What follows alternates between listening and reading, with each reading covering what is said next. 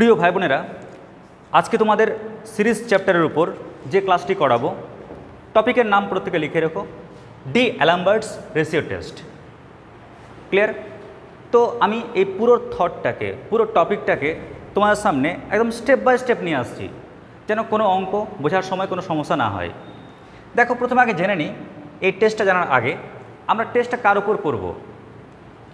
তো প্রথম যে মেন ভিলেন এই চ্যাপ্টারটার, সেটা হচ্ছে সিকোয়েন্স, মানে ধরে নিচ্ছি আমি ইউএন।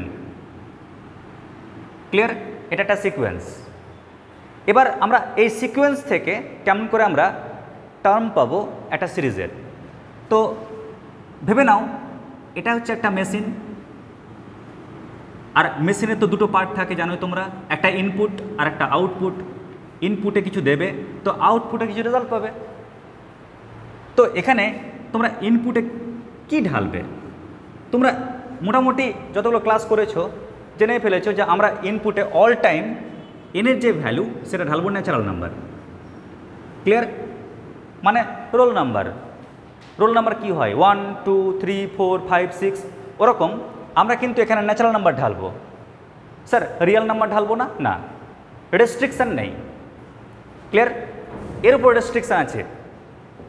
কীরকম রেস্ট্রিকশান? যেমন ধরো, কেউ যদি সুগারের পেশেন্ট হও, তাহলে ও অনেক খাবার খেতে পারবে না।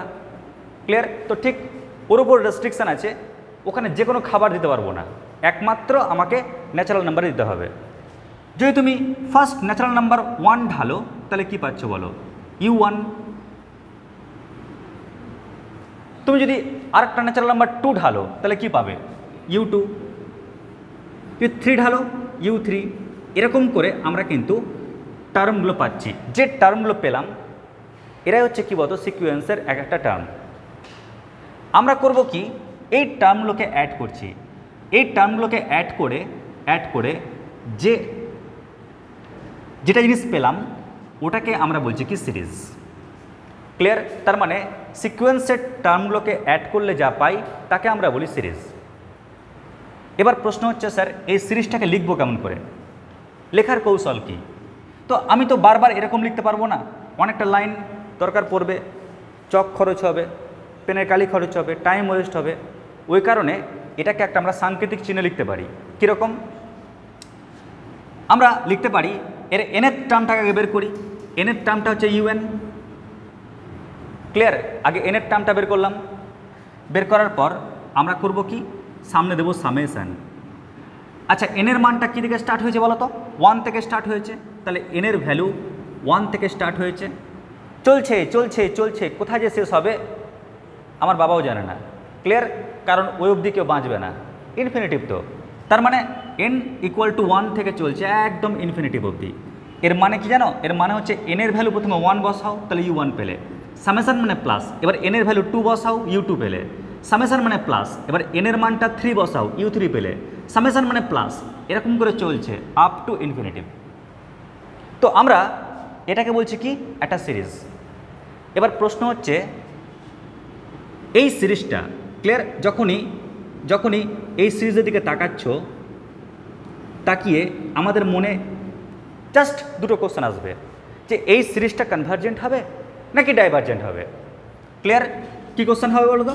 এই সিরিজটা কনভার্জেন্ট নাকি ডাইভার্জেন্ট, কোনটা হবে? তো এটার জন্য বিভিন্ন ম্যাথামেটিক্সিয়ান বিভিন্ন টেকনিক দিয়ে গেছে। ক্লিয়ার? আমরা যদি নিজেরা যদি টেকনিক খাটাতে যেতাম, তাহলে আমরা পাজলড হয়ে যেতাম। ওই জন্য বিভিন্ন ম্যাথামেটিক্সিয়ান বলেছে টেনশন নেই, খালি কয়েকটা গুরুত্বপূর্ণ টেস্ট রয়েছে, ওই টেস্টগুলো করলেই ধরা পড়ে যাবে যে এটা এই সিরিজটা কনভার্জেন্ট হবে না ডাইভার্জেন্ট হবে। তো ডি অ্যালাম্বার্ট নামক একজন ম্যাথামেটিক্সিয়ান, ও বলছে যে মানছি ম্যাথামেটিক্সিয়ান র্যাবিস আছে, কিংবা বলতে পারো সায়েন্টিস্ট কচি আছে, এরা নিজস্ব থট দিয়ে গেছে, কিন্তু ও বলছে যে আমার থটটা ইউজ কর। কেউ ভাবিও না যে আমি এখানে টাকলা এঁকেছি বলে উনি টাকলা ছিলেন, ওনার চুল ছিল কেমন, টেনশন নেই। তো উনি বলে গেছেন কি, যে আমার টেস্টটা কর। ওনার টেস্টটা কি? ওনার টেস্টটা হচ্ছে খুবই সিম্পল টেস্ট, খুবই সহজ টেস্ট। টেস্টটা হচ্ছে প্রথমে সিরিজ থেকে আমরা ইউএন টার্মটা বের করি। কেমন? কোন টার্ম বের করব? ইউএন। আচ্ছা, আগে বলো তো টেস্টের নামটা কি? টেস্টের নাম কি? টেস্টের নাম হচ্ছে ডি অ্যালাম্বার্টস রেশিও টেস্ট, ঠিক কি না? দেখো নামের মধ্যে একটা তথ্য পাচ্ছি, রেশিও। ক্লিয়ার? রেশিও মানে অনুপাত। আর যখনই রেশিও দিচ্ছি তখন নিশ্চয়ই এপারে আর ওপারে দুই পারে দুটো পদ দরকার, ঠিক কি না? তো মাথায় রাখবে এর এই পারে যে পদটা থাকবে এই পদটা হচ্ছে কি, আর ওই পারে যে পদ থাকবে সেই পদটাই বাকি। তো মাথায় রাখবে এই পরের পদটা থাকছে ইউ এন প্লাস ওয়ান, আর এই পারের যে পদ থাকবে সেটা হচ্ছে ইউ এন। ক্লিয়ার? তো এই পদটা বের করা খুবই সিম্পল, খুবই সহজ। কেমন করে? যখন তোমাকে আমাকে সিকোয়েন্সের টার্ম, সিরিজের টার্মগুলো এখন দেখতে পাচ্ছি, এই টার্মগুলো তো সিকোয়েন্সেরই পদ, ওই কারণে আমি কিন্তু বলতে পারবো যে পরের টার্মটা কী হবে, পরের টার্মটা কী হবে বলতে পারবো। মানে তুমি এনের টার্মটা বলতে পারবে। যখন তুমি কোনো ক্রমে ওর এনের টার্মটা কী যখন বলতে পেরে নেবে, তখন নিশ্চয়ই তুমি ইউ অফ এন প্লাস ওয়ানটাও বের করতে পারবে। যখন আমি অঙ্ক করাবো তখন দেখতে পাবে। ক্লিয়ার? তো তোমাদের ডিউটি হচ্ছে আগে রেশিওটা বের করো, U N plus one by U N. কেমন? এই রেশিওটা বের করো। আমরা জানি রেশিও মানে কি? ভাগ। ওই কারণে তোমরা আগে এই ভাগটা বের করো, এবং ওটাকে আমাকে কী করতে হবে? টেস্ট করতে হবে। কেমন করে? তুমি তার লিমিট নাও, লিমিট এন টেন্ডস টু ইনফিনিটিভে। নিশ্চয়ই তুমি কোনো একটা মান পাবে। ক্লিয়ার? কোনো একটা ভ্যালু পাবে। ধরে নাও সেই ভ্যালুটা পেলে এল। বুঝতে পারলে? আবার বলছি, যখনই তোমরা কোনো কোশ্চেন দেখবে, কোশ্চেনের সিরিজটা দেওয়া থাকবে, তোমাকে বলবে বাবু এই সিরিজটা কনভার্জেন্ট হবে না ডাইভার্জেন্ট হবে। যদি ওর নিয়মে করো, ও বলছে টেস্টের নাম হচ্ছে কি? D'Alembert ratio test. Ratio মানে কি? ভাগ। আমরা কি ভাগ করব?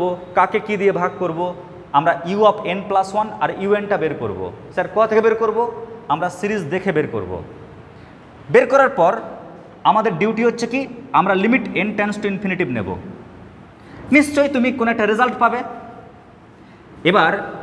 এবার বাই চান্স যদি দেখো ওই রেজাল্টটা একের থেকে ছোট হয়ে গেছে, হতেই পারে ওই রেজাল্টটা যদি একের থেকে ছোট হয়ে যায়, সঙ্গে সঙ্গে বলবে যে সিরিজটা দেখতে পাচ্ছি ওই সিরিজটা হবে কনভার্জেন্ট। ক্লিয়ার? যদি বাই চান্স দেখো যে ওই ক্যালকুলেশনটা, ওই এলের মানটা একের থেকে বড় হয়ে গেছে, তাহলে কি বলবো? ওই সিরিজটা ডাইভার্জেন্ট। আর যদি লাক খারাপ থাকে, যদি ইকুয়াল টু ওয়ান পেয়ে যাও, তাহলে বলবে স্যার টেস্ট ফেল। ক্লিয়ার?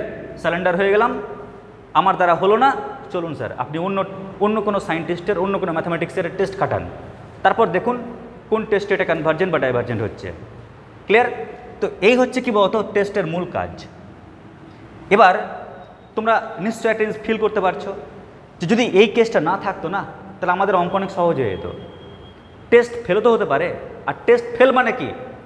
আমাকে অন্য টেস্টে দৌড়াতে হবে। তাহলে এমন কি কোনো নিয়ম নাই যে অঙ্ক দেখে বুঝতে পারবো যে এই অঙ্কের ক্ষেত্রে ডি অ্যালাম্বার্ট লাগবে? ঠিক কি না? একদম পুরো টার্গেট করে নিলাম এটা ডি অ্যালাম্বার্টস দিয়েই হবে। তো আমরা, উনি বলে যাননি, তবে আমরা বিভিন্ন অঙ্কের মাধ্যমে একটা সিদ্ধান্তে আসতে পেরেছি যে কোনো সিরিজের মধ্যে, মানে দেখবে অনেক সিমটম থাকে, সিমটম দেখে তো আমরা রোগ নির্ণয় করি, ঠিক কি না? তো সিরিজের মধ্যে কিছু সিমটম দেখতে পাবে, ওই সিমটম দেখে তুমি ফিল করতে পারবে যে এটার জন্য আমি ডি অ্যালাম্বার্ট লাগাবো নাকি অন্য ওষুধ লাগাবো। তো কী সেই সিমটম? নাম্বার ওয়ান হচ্ছে এক্স ইনক্রিজিং।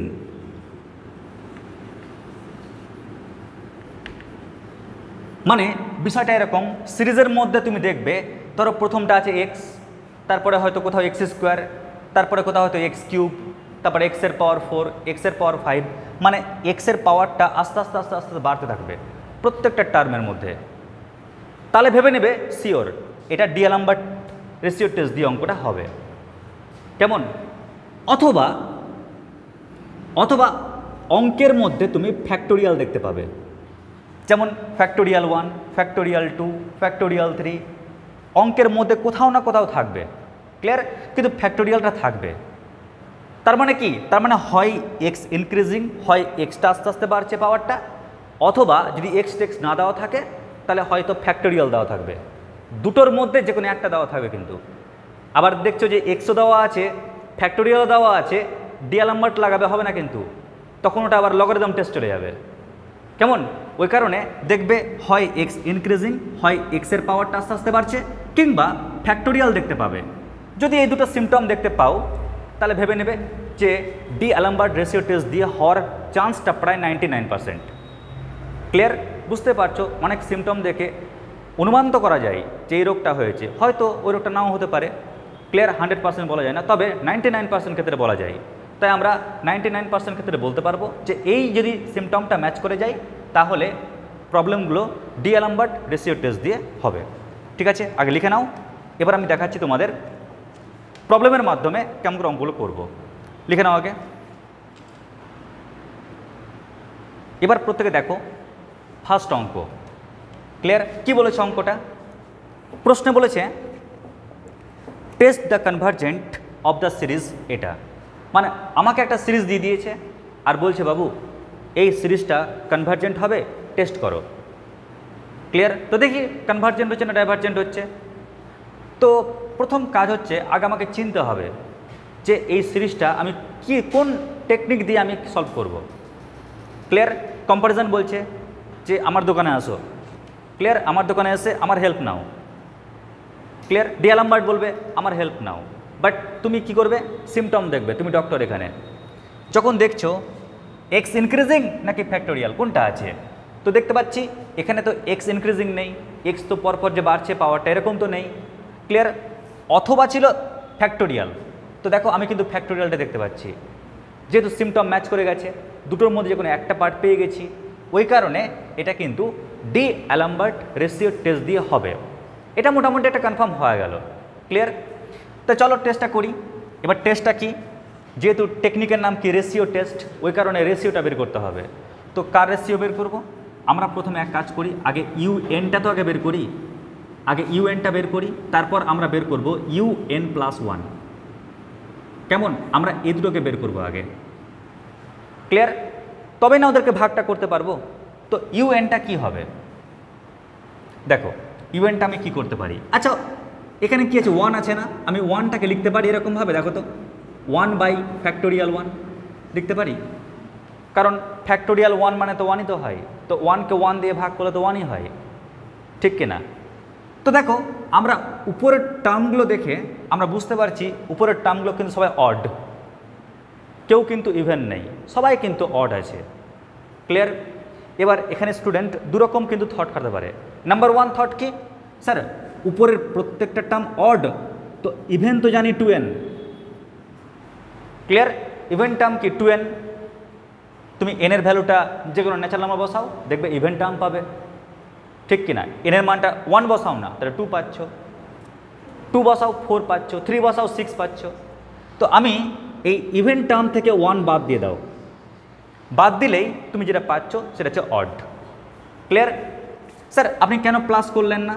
কারণ এনের ভ্যালু 1 পুট করলে কি পাচ্ছ? 2 পাচ্ছি, কিন্তু 2 এর আগের টার্ম তো একটা আছে অড, 2 এর আগে কি হয়? 1 হয়। তো ওই জন্য আমরা কি করলাম, 2n, এনের ভ্যালু 1 পুট করলে আমরা 2 পাচ্ছি, বাট তার আগেও তো একটা পদ আছে, তাই আমি -1 করলাম। এবার তুমি এনের ভ্যালুটা পুট করো, দেখবে একদম 1 থেকে তুমি শুরু করে অড টার্মগুলো পেতে স্টার্ট করবে। ক্লিয়ার? তো দেখো এখানে 1 আছে, 3 আছে, 5 আছে, 7 আছে, প্রত্যেকটা অড। ওই কারণে তুমি কি লিখতে পারো? 2n-1। তাহলে আমাদের লবটা কমপ্লিট হয়ে গেল। বুঝা গেল বিষয়টা? না পারলে না বলো? পেরেছ? তো আমাদের উপরটা কমপ্লিট হয়ে গেল। এবার নিচেরটা লিখতে হবে। দেখো যখন ফার্স্ট টার্ম তখন ফ্যাক্টোরিয়াল 1, যখন সেকেন্ড টার্ম ফ্যাক্টোরিয়াল 2, থার্ড টার্মে ফ্যাক্টোরিয়াল 3, ফোর্থ টার্মে ফ্যাক্টোরিয়াল 4, ফিফথ টার্মে কী হবে? ফ্যাক্টোরিয়াল 5 হবে। ওরকম এনের টার্মে কী হবে? Factorial n। ওই কারণে আমরা নিচে লিখব কি? Factorial n। তো এটা হচ্ছে ইউএন টার্ম। কোনো স্টুডেন্ট যদি মনে করো স্যার এটাকে কি আর অন্য কোনো নিয়মে করা যাবে? দেখো আরেকটা নিয়মে করা যায়। যাদের এপি সিরিজ সম্পর্কে জ্ঞান আছে তারা কিন্তু সহজে বুঝতে পারবে। দেখো প্রত্যেকে, আমি যদি লবটাকে দেখি 1, 3, 5, 7, ওরা কিন্তু অ্যারিথমেটিক প্রোগ্রেশনে আছে, তাই না? সমান্তর প্রগতি, অ্যারিথমেটিক প্রোগ্রেশন। দেখো 3 থেকে 1 বাদ দাও, কত হচ্ছে? 3 থেকে 1 বাদ দাও, তাহলে 2 হচ্ছে। আবার 5 থেকে 3 বাদ দাও, তাও 2 হচ্ছে। 7 থেকে 5 বাদ দাও, আবার 2 হচ্ছে। তার মানে কি ওদের যে কমন ডিফারেন্সটা কি সেম না? তাই এটা অ্যারিথমেটিক প্রোগ্রেশনে আছে। তাই আমরা জানি ওর এনের টার্মটা বের করার সূত্র হচ্ছে a plus n minus 1 into D. এটা যে ফর্মুলা এনের টার্ম বের করার। তো আমরা ফার্স্ট টার্মটা কি জানি? 1 3 5 7 এর মধ্যে ফার্স্ট টার্মটা কি জানি? 1। আর ডি মানে কি? ডিফারেন্স। কমন ডিফারেন্সটা কত? 2। যদি তোমরা ক্যালকুলেশন করো এটাকে, তাহলে দেখবে আলটিমেটলি কি পাচ্ছ। দেখো লবে কি পাচ্ছ, 1 প্লাস 2n মাইনাস 2, তো 2n মাইনাস 1, দেখো এই টার্মটাই পাচ্ছ। আর যেহেতু হরটা দেখতেই পাচ্ছ, প্রথম টার্মে ফ্যাক্টোরিয়াল 1, সেকেন্ড টার্মে ফ্যাক্টোরিয়াল 2, থার্ড টার্মে ফ্যাক্টোরিয়াল 3, তাই এন টার্মে কি নিচে ফ্যাক্টোরিয়াল n হবে। কেউ ইচ্ছা করলে এইভাবেও বের করতে পারো। ক্লিয়ার? এনের টার্মটা যে কোনো স্টাইলে যে কোনোভাবে তোমরা বের করতে পারো। আচ্ছা, এবার ইউ এন প্লাস 1টা কেমন করে বের করবে? যখন এনের টার্মটা বের করে নেবে, এবার যেখানে এন দেখতে পাবে ওই এনের জায়গাতে n প্লাস 1 লিখে দেবে। স্যার বুঝলাম না। ইউএন মানে এটা, ইউএন প্লাস 1 কী করবে? যেখানে যেখানে এন দেখতে পাবে। স্যার ওখানে এন দেখতে পেয়েছি স্যার, স্যার এখানে স্যার এন দেখতে পেয়েছি স্যার। তো যেখানে যেখানে এন দেখতে পাবে ওখানে ওখানে কি লিখবে? N plus 1। কেমন? তাহলে এখানে লিখছি এনের জায়গাতে n প্লাস 1, এখানে এনের জায়গাতে n প্লাস 1। যদি একটু ক্যালকুলেশন করো তাহলে কি পাচ্ছ? দেখো 2n প্লাস 2 মাইনাস 1 মানে প্লাস 1 পাচ্ছি। আর হরে কি পাবো? নিচে কি পাচ্ছি? Factorial n plus 1। ব্যাস, তো আমি ইউএন পেয়ে গেলাম আর ইউ অফ n প্লাস 1 পেয়ে গেলাম। ঠিক আছে, এবার আমাদের নেক্সট ডিউটি কি? নেক্সট ডিউটি হচ্ছে এবার ডিএলএমবার্ট বলছে ভাই আমার টেস্টটা কর। আচ্ছা, ওর টেস্টটা কি? তো ওর টেস্টটা হচ্ছে আগে রেশিওটা বের করে নিই, তারপর আমি তার সামনে লিমিট নেব। আগে রেশিওটা বের করে নিই। তো U N plus 1 by U N, আগে রেশিওটা আমরা বের করে নিই। দেখি তো রেশিওটা কী পাচ্ছি। বলতে পারবে ইউ অফ এন প্লাস 1টা কী রয়েছে ওখানে? বলো, ইউ অফ এন প্লাস 1 কত রয়েছে? 2n প্লাস 1 বাই কত? বাই হচ্ছে ফ্যাক্টোরিয়াল n প্লাস 1। কেমন? এটা হচ্ছে ইউ অফ n প্লাস 1। আর নিচে কি আছে? ইউএন। তো ইউএন কত রয়েছে? 2n minus 1 by factorial 1। আমাকে তো এটা হরে লিখতে হবে। তো আমি দেখো এই যে ভগ্নাংশের চিহ্নটা দিয়েছি, আমি হরে লিখব। হরে কি লিখব? হরে লিখব 2n minus 1 by factorial n। তো বাই ফ্যাক্টোরিয়াল n নিচে না লিখে আমি উপরে লিখে দিচ্ছি। ক্লিয়ার? আবার বলছি দেখে নাও। যেমন ধরো আমি a বাই বি, ওকে আমি c বাই ডি দিয়ে ভাগ করব, ধরে নাও। তো আমরা এরকম কেন লিখবো? আমরা লিখব a বাই বি। কেমন? a বাই বি, ওকে ভাগ করব কি দিয়ে? c বাই ডি দিয়ে। ঠিক আছে, যখন ভাগ করব তাই ভগ্নাংশে আমি লিখব কি? c by D. c by D, তো বাই ডি না দিয়ে আমি উপরে লিখছি। দেখো একে ক্যালকুলেশন করো, a বাই বি গুণিত এটা উল্টালে কত হচ্ছে? d বাই c, একই তো পাচ্ছি। কেমন? তাহলে আমরা আরামসে লিখতে পারি, তাই বেকার লাইন বাড়িয়ে লাভ নেই। আমরা করব কি? প্রথমে আমরা ইউ অফ এন প্লাস 1টা কী আছে লিখে দিলাম, বাই ইউএন। তো বাই তো দেওয়াই আছে, ইউএন মানে কত? 2n minus 1 by factorial n। তাই 2n মাইনাস 1 বাই ফ্যাক্টোরিয়াল না দিয়ে লবে লিখলাম। এ অবধি ওকে? এবার আমরা একটু গণনা করি। দেখো গণনা কী করে করবে। আমরা লবে লিখছি 2n plus 1 into factorial n। আর এই যে ফ্যাক্টোরিয়াল দেখতে পাচ্ছ, ওটাকে ভাঙার একটা নিয়ম আছে। কীরকম নিয়ম একটু দেখে নাও আগে। যেমন ধরো ফ্যাক্টোরিয়াল 100, কেউ বলতে পারো স্যার এটাকে ভাঙার নিয়ম 100 ইন্টু 99 ইন্টু 98 এরম করে চলে। কেমন? এরম করে চলে কি অবধি? 3 ইন্টু 2 ইন্টু 1, একদম লাস্টে 1-এ গিয়ে থামবে। কিন্তু এমন তো হতে পারে কোনো বান্দা এরকম করতে পারে, হয়তো 100 লিখলো ইন্টু 99 লিখলো, ইন্টু লিখতে যাচ্ছে, হঠাৎ করে কি বলতো মা ডাকছে সানডের টাইম, তোরা বলছে এই চিকেন হয়েছে, এই চিকেন কষাটা খেয়ে যা। তোমার কি আর মনে হবে যে আমি এর পরের টার্মগুলো লিখবো? তখন তুমি কি করছো? 98 লিখার পর না ভাবছো যে আমি যদি এ অবধি লিখে চলে যাই তাহলে ফ্যাক্টোরিয়াল 100 ইকুয়াল টু কমপ্লিট হলো না। তো এটাকে থামানোর জন্য তোমরা ওখানে ফ্যাক্টোরিয়াল চিহ্ন দিতে পারো। তার মানে কি লাইনটা তোমার ঠিক হলো। ক্লিয়ার? আবার কষা চিকেন খেয়ে এসে আবার তুমি এটাকে কেটে আবার লিখো না, নো প্রবলেম। তার মানে তুমি যদি স্টপ করতে চাও, ক্লিয়ার? দেখো আমি কিন্তু 1 করে কমাচ্ছি, 100 থেকে 1 কমালে 99, ওখান থেকে 1 কমালে 98। যদি স্টপ করতে চাও নো প্রবলেম, স্টপ করে দাও, কিন্তু তোমাকে ফ্যাক্টোরিয়াল চিহ্ন দিয়ে স্টপ করতে হবে। যদি কেউ মনে করো স্যার 100 লিখলাম ইন্টু, এই কেসটা কখন ঘটে? যখন দেখো আর ভাল লাগছে না অঙ্ক করতে, স্যার ছুটিও দিচ্ছে না। ক্লিয়ার? কোনো কারণে স্যার বলে দিয়েছে ছুটি, ব্যাস আর কোনো অপশানই নেই আমার কাছে, তখন কি করবে? ও স্যার ছুটি দিয়ে দিয়েছে, নো নেক্সট, নো প্রবলেম, 99 দিয়ে স্টপ।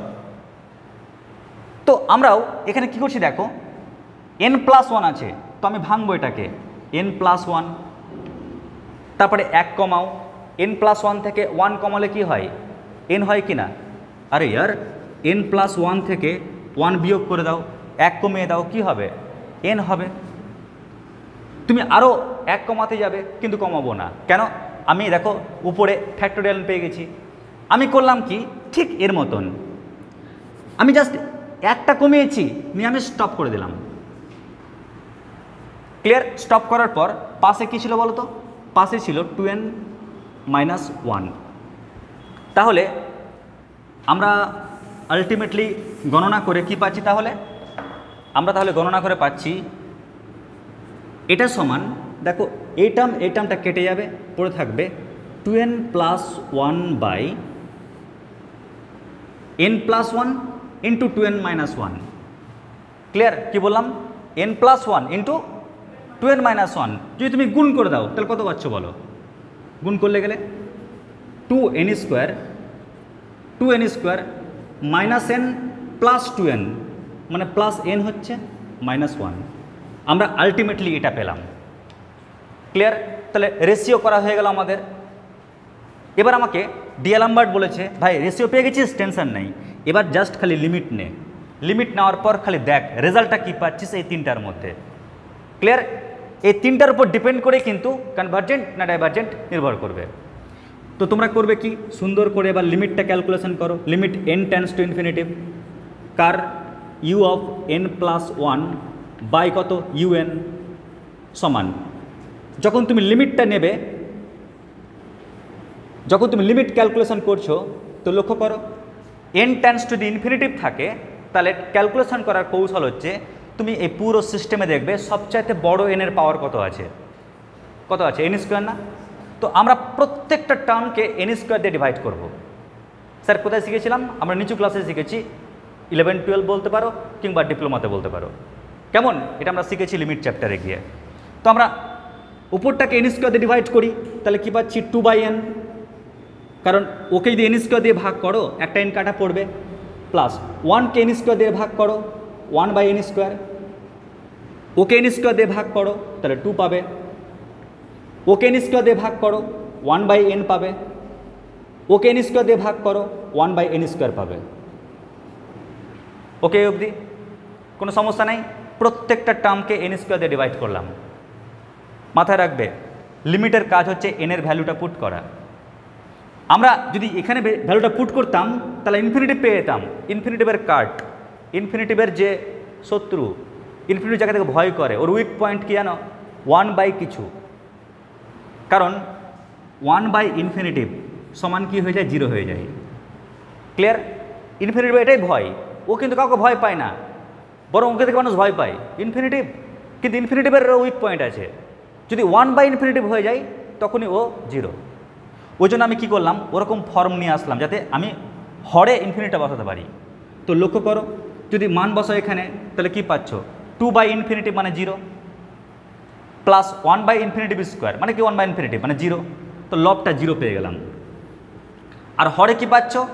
2 প্লাস, দেখো আমরা কি পাচ্ছি, লবে বসাও তাহলে 0, 1/ইনফিনিটিভ² মানে 0 বাই 2 প্লাস 1/ইনফিনিটিভ মানে 0 মাইনাস 1/ইনফিনিটিভ² মানে 0। তো গণনা করো, 0/2 মানে কত পাচ্ছি? 0 পাচ্ছি। এখন তোমরাই বলো, তুমি যে 0 অ্যান্সার পেলে ওই 0টা 1-এর থেকে ছোট নাকি 1-এর সমান না 1-এর থেকে বড়, কোনটা?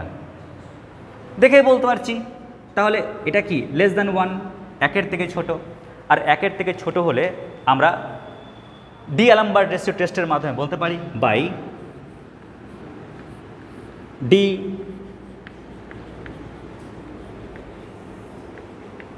অ্যালামবার্টস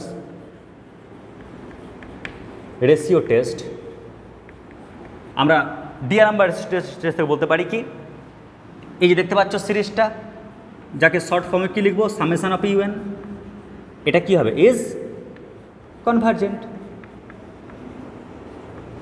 স্যার কনভার্জেন্ট কেন? কারণ আমি রেজাল্টটা কি 1-এর থেকে ছোট পেলাম, তাই। যদি 1-এর থেকে বড় পেয়ে যেতাম তাহলে কী বলতাম? ডাইভার্জেন্ট। যদি 1-এর সঙ্গে ইকুয়াল পেয়ে যেতাম কী বলতাম? Test fail. ধরা অন্য টেস্ট এবার। তো এই হচ্ছে অঙ্কটার কৌশল। খুব কি টাপ আগে বলো? তাহলে কাজটা খুব সহজ। প্রথমে করব কি, আমরা ইউএনটা বের করব আর U(n+1)টা বের করে নেব। কেন? কারণ রেশিও বলেছে তাই। তাই রেশিওটা বের করে নিলাম ক্যালকুলেশন করে। যখন রেশিওটা পেয়ে গেলাম, এবার জাস্ট খালি ওর টেস্টের নিয়ম হচ্ছে লিমিটটা বের করে নাও। লিমিটটা ক্যালকুলেশন করলাম, যা পেলাম লিমিট, খালি দেখবো ওটা 1-এর থেকে ছোট না সমান না বড়। যদি ছোট পেলাম 1-এর থেকে, তাই কনভার্জেন্ট, সিরিজটা কনভার্জেন্ট। লিখে নাও চটপট।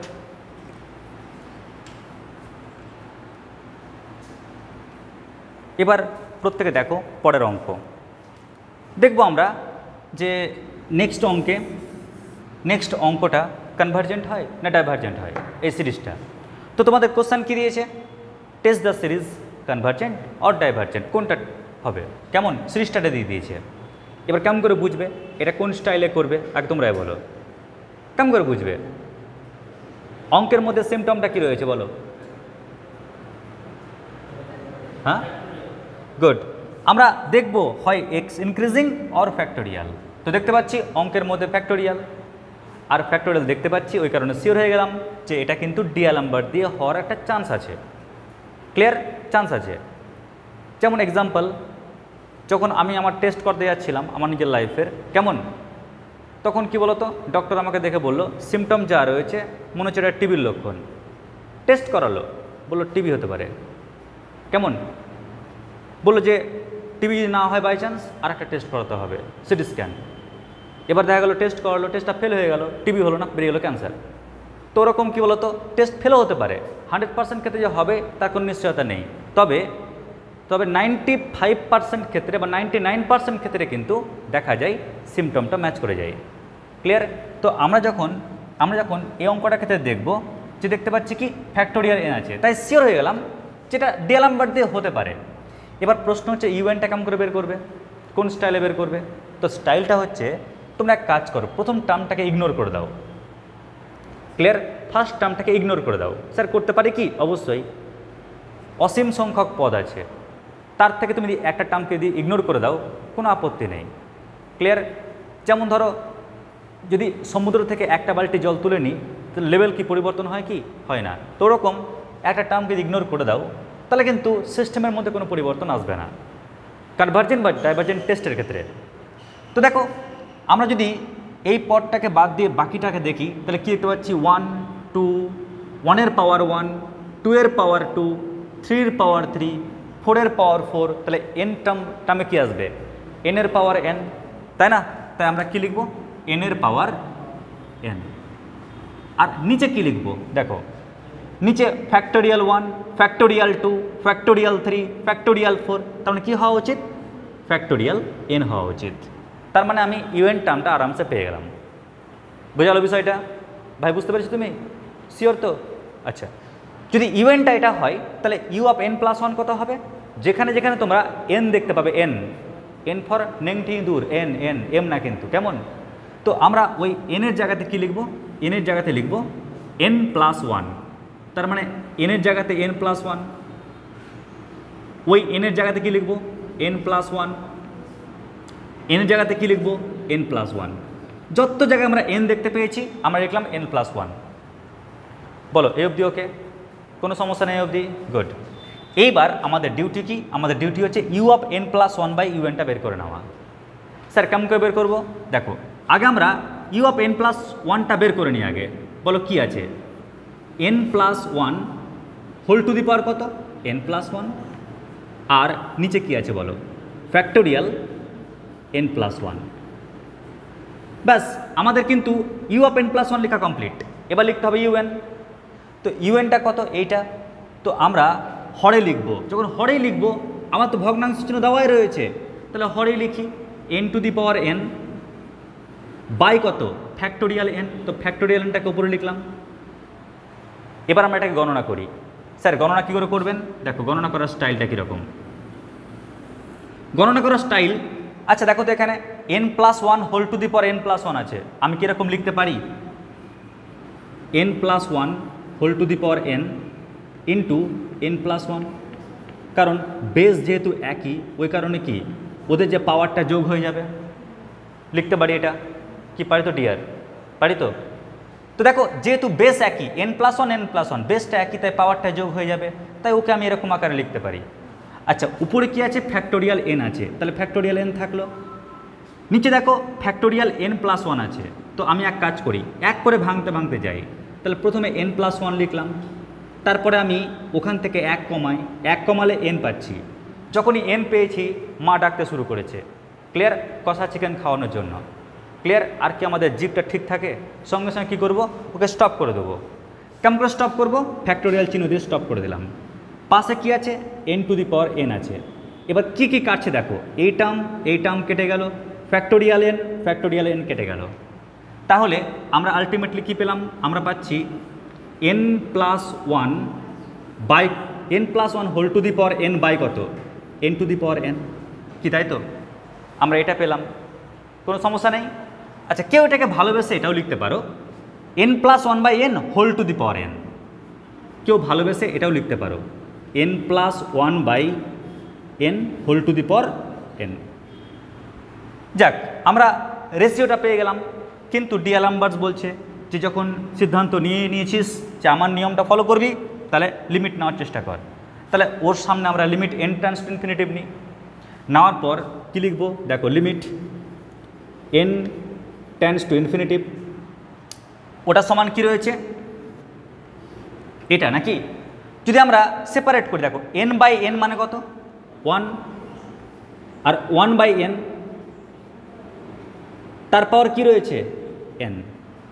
ক্লিয়ার, কী করলাম দেখো, আমি ওটাকে লিখলাম, তো আমি সেপারেট করে লিখলাম, এন বাই এন মানে ওয়ান, প্রথমটা বাই হর প্লাস সেকেন্ডটার বাই হর, এরকম পেলাম। কিন্তু তোমরা নিচু ক্লাসে দেখেছো এর ডিরেক্ট একটা লিমিটের সূত্র আছে।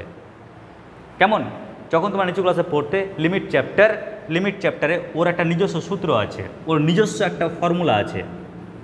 সেই ফর্মুলাটা কি, ফর্মুলাটা হচ্ছে এটা নাকি সমান কার সঙ্গে, ই এর সঙ্গে নাকি সমান। ক্লিয়ার, এর সূত্র হচ্ছে ই। এবার প্রশ্ন হচ্ছে স্যার আপনি তো ই লিখলেন, এখন এই ই এর মানটা একের থেকে বড় না একের থেকে ছোট, স্যার কোনটা হবে, একের তো সমান সিওর হবে না, একের থেকে বড় না ছোট। যেমন ধরো তোমরা জানো প্রত্যেকে পাই,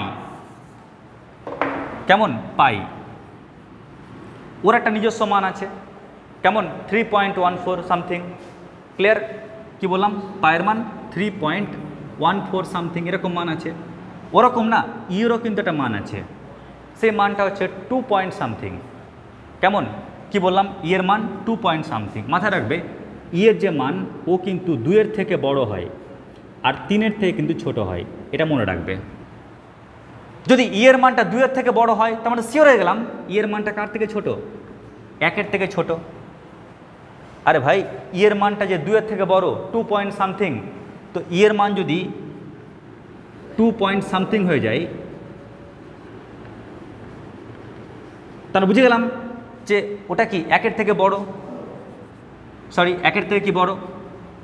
আর ইয়ের মান যেহেতু 1-এর থেকে বড় হয়ে গেল, তাই ডিএলএমবার্ট কি বলছে, ও ইয়ের মানটা 1-এর থেকে বড় হয়ে গেছে, তার মানে সামেশন অফ ইউএন, এই যে সিরিজটা ইজ কি ডাইভারজেন্ট। ব্যাস হয়ে গেল। যদি বাই চান্স কোনো ক্রমে এটা ইকুয়াল টু 1 পেয়ে যেতাম তাহলে টেস্ট ফেল হয়ে যেত। তো যাই হোক টেস্ট ফেল হয়নি, তাই বেঁচে গেলাম, কানের পাশ দিয়ে গুলি বেরিয়ে গেল। আগে লিখানো এটা, আর একটা লাস্ট অঙ্ক রয়েছে। এবার দেখো নেক্সট আরেকটা অঙ্ক। দেখো এই অঙ্কটা খুব ডেঞ্জারাস অঙ্ক, আর এরকম ধরনের অঙ্কই কিন্তু পরীক্ষাতে বেশি পড়ে। ওই কারণে এই অঙ্কটা তো স্টার মার্ক দিয়ে রাখবে, কারণ এই অঙ্কতে আমাদের পি টেস্টও কাজে লাগবে। পি টেস্ট মনে করে দেখো, কম্প্যারিজন টেস্ট করানোর সময় কিন্তু করিয়েছিলাম পি টেস্ট। যাই হোক, ওটা পরের বিষয়, আগে দেখে নাও। এটা ফার্স্ট আমাকে আগে দেখতে হবে যে এই সিরিজটা কনভার্জেন্ট না ডাইভার্জেন্ট। এটার জন্য আমাকে কোন টেস্ট আমাকে ইউজ করতে হবে? উত্তর ডিএলএমবার রেশিও টেস্ট। কেন? কারণ অঙ্কের মধ্যে দেখতে পাচ্ছি কেবলমাত্র এক্স ইনক্রিজিংটা রয়েছে। দেখো এক্সটা আস্তে আস্তে বাড়ছে, এক্স স্কোয়ার, এক্স কিউব, এক্সের পাওয়ার 4। তাহলে আমাদের ডিউটি হচ্ছে যখন এই টেস্টের মাধ্যমে করব, তো আগে আমরা ইউএনটা আগে বের করে নিই। তাহলে ইউএনটা কত হবে? তো ইউএন আমি বলতে পারছি, দেখো এক্সের পাওয়ার 1/1, এক্সের পাওয়ার 2/2, এক্সের পাওয়ার 3/3, তার মানে নিশ্চয়ই এক্সের পাওয়ার এন বাই কত হচ্ছে? এন, তাই না? তুমি এখানে এন এর মানটা 1 বসাও, তাহলে প্রথম পদটা পাবে। এন এর মানটা 2 বসাও, এই পদটা পাবে। এন এর মানটা 3 বসাও, দেখো x³/3, এই পদটা পেয়ে যাচ্ছ। এন এর মান একটা করে বসাও, দেখবে তুমি ঠিক ওই পদগুলো পেয়ে যাবে। তাহলে আমি ইউএনটা পেয়ে গেলাম, অ্যান্ড আমাকে পেতে হবে ইউ অফ n+1। স্যার এটা কেমন করে পাবো? এটা পাওয়া তো খুবই সহজ। আমরা যেখানে যেখানে আমরা এন দেখতে পাবো, ওই এনের জায়গাতে কী লিখবো? n+1 লিখবো। তাহলে আমরা কী লিখবো? এক্সের পাওয়ার এন না লিখে n+1 বাই এনের জায়গাতে কী লিখবো? n+1। যেহেতু আমরা করব ডিএলএমবার রেশিও টেস্ট, ওই কারণে আমরা রেশিওটা বের করে নিই আগে। স্যার রেশিও কার বের করবেন? আমরা U of n+1 by UN, আমরা এই রেশিওটা আগে বের করে নিচ্ছি। দেখো ইউ অফ n+1 আমরা কি জানি? ওই যে ওইটা, মানে এক্সের পাওয়ার n+1 বাই n+1। কেমন? এটা হচ্ছে ইউ অফ n+1, কিন্তু হরে কি আছে? ইউএন। ইউএনটা নিচে আছে, হরে আছে, ওই কারণে একে হরে লিখব। তাই ভগ্নাংশের এই দাগের নিচে লিখব কি? এক্সের পাওয়ার এন বাই এন, ওই এনটাকে আমরা লবে লিখছি। এই অবধি নিশ্চয়ই কোনো সমস্যা নেই। এবার যখন তোমরা এটাকে নিয়ে আরেকটু ক্যালকুলেশন করবে, দেখো এক্সের পাওয়ার n+1, এটা মানে কি? এটা মানে হচ্ছে এক্সের পাওয়ার এন ইন্টু এক্সের পাওয়ার 1 ইন্টু এন। আর হরে কি পাচ্ছি আমরা? হরে পাচ্ছি n+1 ইন্টু এক্সের পাওয়ার এন। তো কাটাকাটি করো, যদি এই টার্ম আর এই পাওয়ারটা কেটে দাও, তো আমরা কী পাচ্ছি? আমরা পাচ্ছি n ইন্টু এক্স বাই কত? n+1। আমরা এটা পেলাম কি, তাই তো? এটা তো পেলাম। এবার আমাদের কাজ কি? ডিএলএমবার রেশিও টেস্ট অনুযায়ী আমরা লিমিটটা বের করি এবার। তাহলে limit n tends to infinitive U of n+1 by U N. যখন আমরা এই লিমিটটা বের করছি, তো কি পাবো? Limit n tends to infinitive. দেখো আমরা রেজাল্টটা কি পেয়েছি? এটা পাইনি, কিন্তু তোমরা সবাই জানো এনের মান ডিরেক্ট ইনফিনিটিভ পুট করতে আমরা ভয় পাই। ইনফিনিটিভ কাকে দেখে ভয় পাই? 1/n-কে দেখে ভয় পাই, 1 কিছু দেখে ভয় পাই। ক্লিয়ার? কারণ 1/ইনফিনিটিভ মানে 0 হয় যে। তো আমি ওই লবকে আর ওই হরকে n দিয়ে ভাগ করে দিই। কেমন? তো ওকে n দিয়ে ভাগ করলে কত হচ্ছে? x, আর ওকে n দিয়ে ভাগ করলে কত হচ্ছে? 1 + 1/n। ক্লিয়ার? মানে আমি এক কথায় ওকে লিখতাম আগে, লেখার পর পরের লাইনে করতে পারো, নো প্রবলেম। আমি একবারে করে দিলাম। কেমন? ওকে লিখতাম, লেখার পর আমি লবকে হরকে n দিয়ে ভাগ করতাম। এবার তুমি যদি n এর ভ্যালুটা পুট করো, তাহলে কি পাচ্ছ? বলো কি পাবে? যদি n এর ভ্যালুটা পুট করো, তাহলে x/1 + 0 মানে x পাচ্ছ। তো দেখো আমি যখন লিমিটটা ক্যালকুলেশন করলাম, তো পেলাম কি? x। এবার তুমি কি x দেখে বুঝতে পারছো এক্সটা 1-এর থেকে বড় না ছোট? বলো আগে, পারছো কি বুঝতে? কিন্তু লক্ষ্য করো, আমাকে বলে দিয়েছে এক্সটা কিন্তু পজিটিভ, এক্সটা কিন্তু নেগেটিভ নয়। কেমন? তো পজিটিভ হলো হাফও তো কি 1-এর থেকে ছোট হয়, 1/2 ও তো পজিটিভ, বাট 1-এর থেকে ছোট। তো আমরা কি লিখব? আমরা এখানে এবার কেসটাকে ভেঙে দিচ্ছি। কেমন করে ভাঙবো কেসটা দেখো এবার। এবার আমরা এখানে কেসটা ভেঙে দিচ্ছি 3টে পার্টে। কী কী পার্ট? এবার দেখো, ফার্স্ট 1 পার্ট, আমি জানি না এক্সটা কী হবে, কিন্তু যেটা জানি এক্সটা পজিটিভ। তার লিখব ইফ এক্স লেস দ্যান 1, যদি এক্সের মানটা 1-এর থেকে ছোট হয়, বলো তাহলে সিরিজটা কী হবে? এক্সের মান, তুমি তো লিমিটটা বের করেছো, এক্স পেয়েছো, তুমি লিমিটটা বের করেছো, এল এর মানটা এক্স পেয়েছো, কিন্তু এক্সের সম্পর্কে তোমার পরিচয় জানা নেই, বাট এটা জানো এক্সটা পজিটিভ। তাহলে এক্স যদি 1-এর থেকে ছোট হয় তাহলে কী হবে? সিরিজটা কনভার্জেন্ট। তাহলে আমরা বলতে পারি, তাহলে এই যে সিরিজটা, ওই যে সিরিজটা দিয়ে দিয়েছে আমাকে, তাহলে এটা ইজ কি? কনভার্জেন্ট।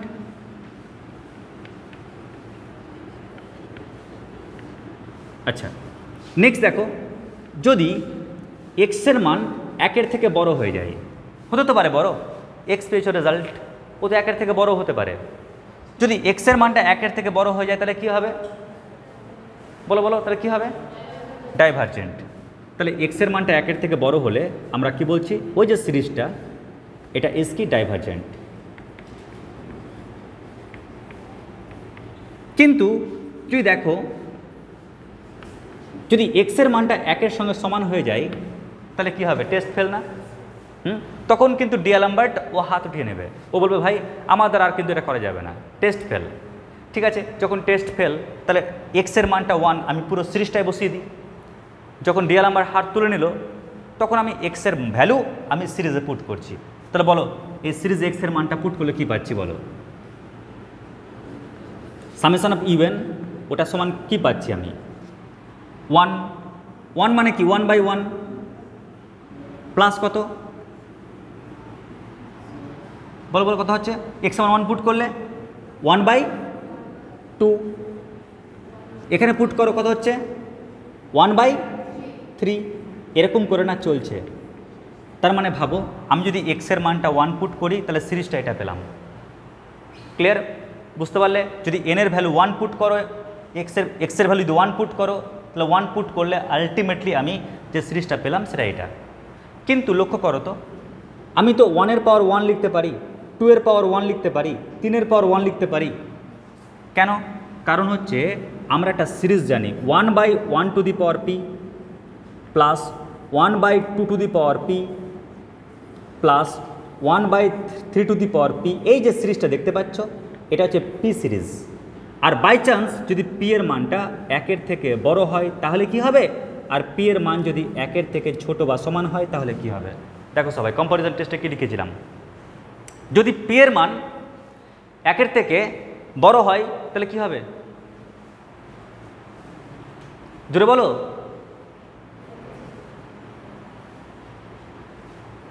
আগের দিন তো করালাম, দেখে নাও। তাহলে পি এর মান যদি 1-এর থেকে বড় হয় তাহলে ডাইভার্জেন্ট নাকি? আর 1-এর থেকে ছোট বা সমান হলে না? উল্টো উল্টো বলছো, কোনটা?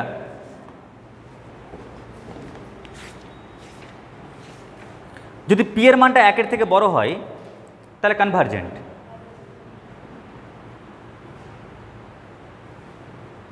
দেখো কি লিখেছিলাম?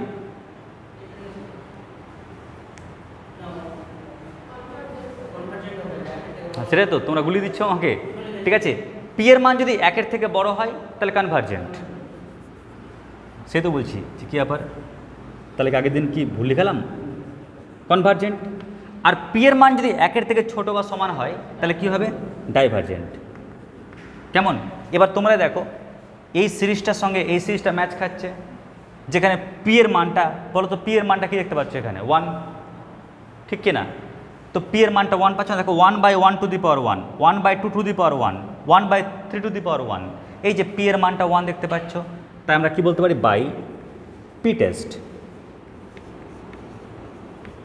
সামেশন অফ ইভেন ইজ কি?